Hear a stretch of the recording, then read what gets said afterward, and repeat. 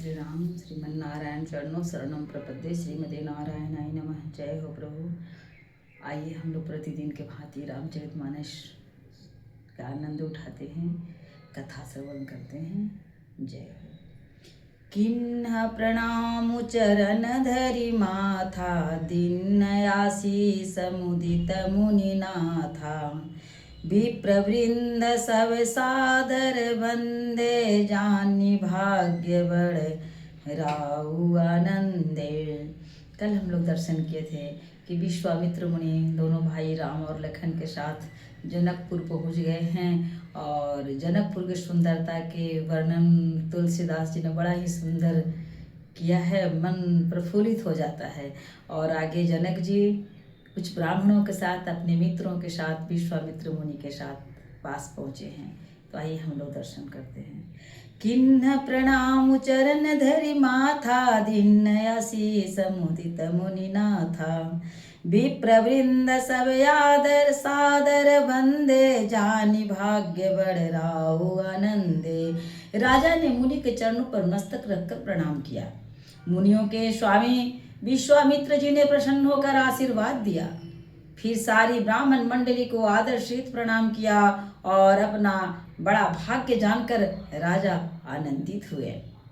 कुशल प्रश्न कई बार ही बारा, विश्वामित्र निरपहि बैठारा। तेहि अवसर आए दो भाई, गए रहे देखन फुलवाई। बार बार कुशल प्रश्न करके विश्वामित्र जी ने राजा को बैठाया। उसी समय दोनों भाई आ पहुंचे जो फुलवाड़ी देखने गए थे। श्याम गौर मृदु मयस किशोरा, लोचन सुखद विश्वचित चोरा। उठे सकल जब रघुपति आए, विश्वामित्र निकट बैठाए। सुकुमार किशोर अवस्था वाले श्याम और गौर वर्ण के दोनों कुमार नेत्रों को सुख देने वाले, सारे विश्व के चित्त को चुराने वाले हैं। जब रघुनाथ जी आए तब सभी उनके रूप एवं तेज से प्रभावित होकर उठ खड़े हो गए। विश्वामित्र जी ने उनको अपने पास बैठा लिया। भय सब सुखी देखी दो भ्राता, बारी विलोचन पुलकित गाता। मूर्ति मधुर मनोहर देखी, भयउ विदेहु विसेखी। दोनों भाइयों को देखकर सभी सुखी हुए। सबके नेत्रों में जल भर आया। आनंद और प्रेम की आंसू उमड़ पड़े और शरीर रोमांचित हो उठा। राम जी की मधुर मनोहर मूर्ति को देखकर विदेह जनक विशेष रूप से विदेह देह की शुद्ध बुद्ध से रहित हो गए। प्रेम मगन मनु जानि निपुर, करि विवेक उधरि धीर। बोले मुनि पद नाई सिरु, गद गद गिरा गंभीर। उन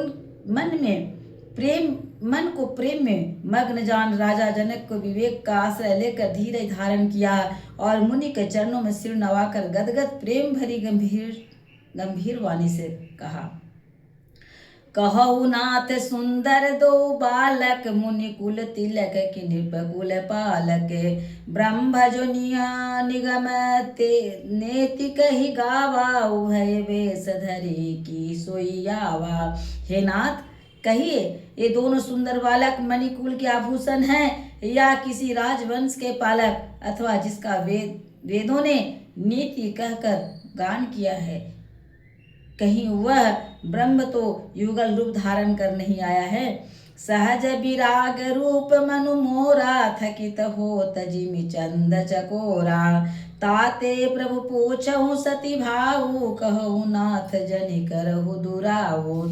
मेरा मन जो स्वभाव से वैराग्य बना हुआ है, इन्हें देखकर इस तरह मुग्ध हो रहे हैं जैसे चंद्रमा को देखकर चकोर। हे प्रभु, इसलिए मैं आपसे सत्य निश्चल भाव से पूछता हूँ। हे नाथ, बताइए, छिपाओ न कीजिए। इनहि बिलोकत यति अनुरागा, बरवस ब्रह्म सुख ही मन त्यागा। कह मुनि बिहसि कहु नृपनीका, बचन तुम्हार न होई अलीका। इनको देखते ही अत्यंत प्रेम के वश होकर मेरे मन में जबरदस्ती ब्रह्म सुख को त्याग दिया है। मुनि ने हंसकर कहा, हे राजन, आपने ठीक ही यथार्थ ही कहा। आपका वचन मिथ्या नहीं हो सकता। ये प्रिय सबही जहाँ लगी प्राणी, मन मुसुकाहि राम सुनिवानी। रघुकुल मनि दशरथ के जाए, मम हित लागी नरेश पठाए। जगत में जहाँ तक जितने भी प्राणी हैं ये सभी को प्रिय हैं। मुनि की रहस्यवरी वाणी सुनकर श्री राम जी मन ही मन मुस्कुराते हैं, हंसकर मानो संकेत करते हैं कि रहस्य खोलिए नहीं। तब मुनि ने कहा, ये रघुकुल मणि महाराज दशरथ के पुत्र हैं, मेरे हित के लिए राजा ने इन्हें मेरे साथ भेजा है। राम लखन दो बंधु बर, रूपशील बलधाम। मखरा के उसव साखी जगु, जिते असुर संग्राम। हे राम, ये राम और लक्ष्मण दोनों श्रेष्ठ भाई रूप शील बल के धाम हैं। सारा जगत इस बात का साक्षी है कि इन्होंने युद्ध में असुरों को जीतकर मेरी रक्षा की है।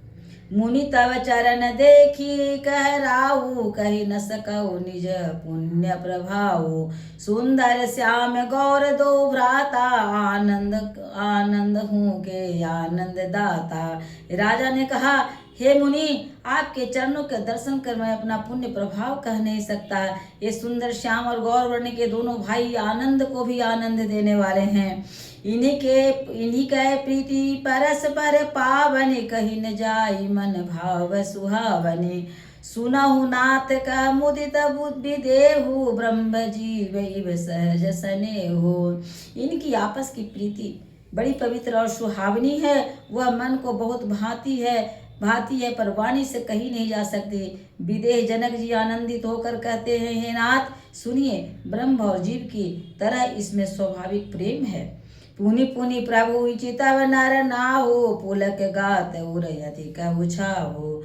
मुनि प्रशंसी नाई पद शीशु, चले लवाई नगर यवनीसु। राजा बार बार प्रभु को देखते हैं, दृष्टि वहां से हटाना नहीं चाहते। प्रेम से शरीर पुलकित हो रहा है और हृदय में बड़ा उत्साह है। फिर मुनि ने प्रशंसा करके और उनके चरणों में सिर निवाकर राजा उन्हें नगर में लिवा चले। सुंदर सदनु सुखद सब काला, तहाँ बासुलय दिन भुआला। करि पूजा सब विधि सेवकाई, गय उराव गृह विदा कराई। एक सुंदर महल जो सभी ऋतुओं में सुखदायक था, वहाँ राजा ने उन्हें ले जाकर ठहराया। तदंतर सब प्रकार से पूजा और सेवा करके राजा विदा मांगकर अपने घर गए। ऋषय संग रघुवंश मणि, करि भोजन विश्राम। बैठे प्रभु भ्राता सहित, दिवस रहा भरि जाम। रघुकुल के शिरोमणि प्रभु श्री रामचंद्र जी ऋषियों के साथ भोजन और विश्राम करके भाई लक्ष्मण समेत बैठे। इस तरह पहर भर दिन रह गया। बोलिए प्रेम से सियावर राजा रामचंद्र की जय।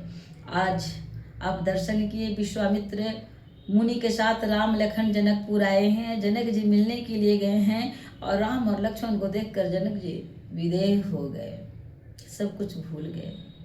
आज राम और लखन को देख करके दोनों जो जनक जी प्रशंसा कर रहे हैं, दर्शन किए। आगे हम लोग कल दर्शन करेंगे। जय श्री राम।